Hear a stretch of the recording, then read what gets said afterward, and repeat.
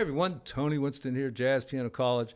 Was asked to cover "'Tis Autumn," the Chet Baker and Bill Evans version. I listened to it. I didn't really find anything extraordinary about it. The piano is mixed so far back in the mix, it's hard to really, you can kind of hear it. It's one of those songs that back in the day, it might have been in a movie, and that's what made it popular, or perhaps the lyrics are very strong, and that's what made it popular.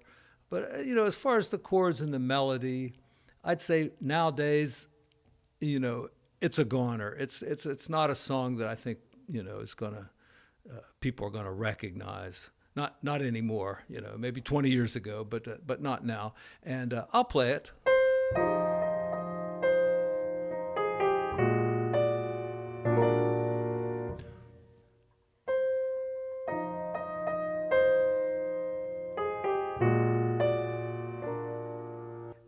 Could be a little confusing, but when you have the plus, that means you take the fifth and raise it up. Once you have a 9, which is part of the melody there, then you have to assume that there is a 7th. So I guess that's the best way to write the chord, but it could be a little confusing.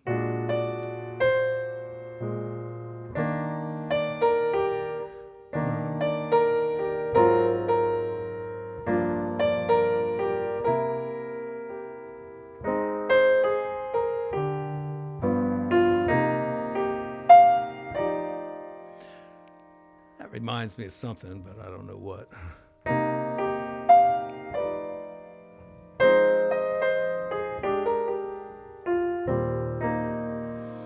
So, if you want to write an old-fashioned song, put in that augmented chord, that's for sure.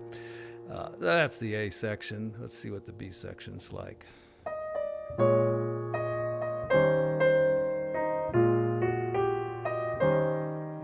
Yeah, that's pretty old-fashioned.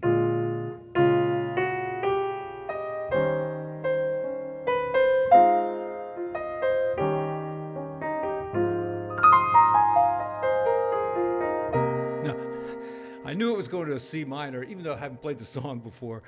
I just knew it was going there, but I missed the pickup notes.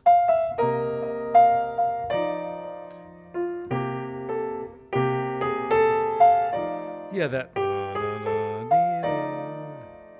that's so 1910, it really goes back there.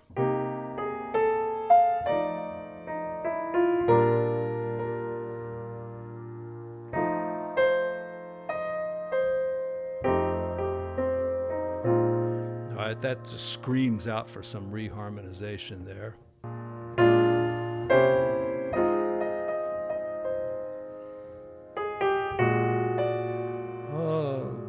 Take me to the ice cream parlor.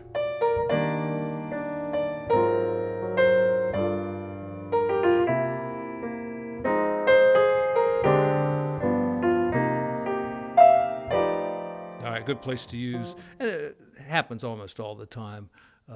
You're in E flat, play the 2 chord as a dominant. Usually you want a regular 9, a regular 13, and a sharp 11 is a good way to go if you want to fancy it up.